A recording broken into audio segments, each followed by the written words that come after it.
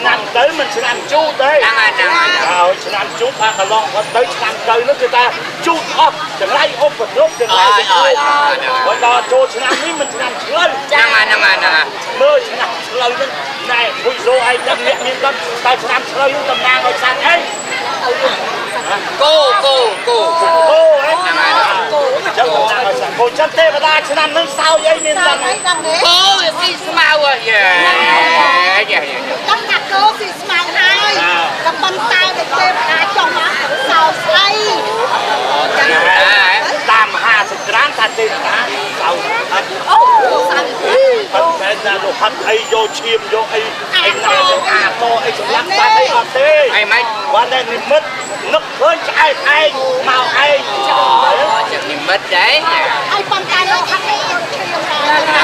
មហើយចេះថាឡើយតែដើម្បីញ៉ាំកម្មវិធីចូលឆ្នាំណាមួយណាតែកូនខ្ញុំហ្នឹងណែកូនស្រីខ្ញុំហើយថាមានបងប្អូនមួយឈ្មោះណយវ៉ាត់ទេតែឲ្យគេមកច្រៀងអបអរចូលឆ្នាំនេះ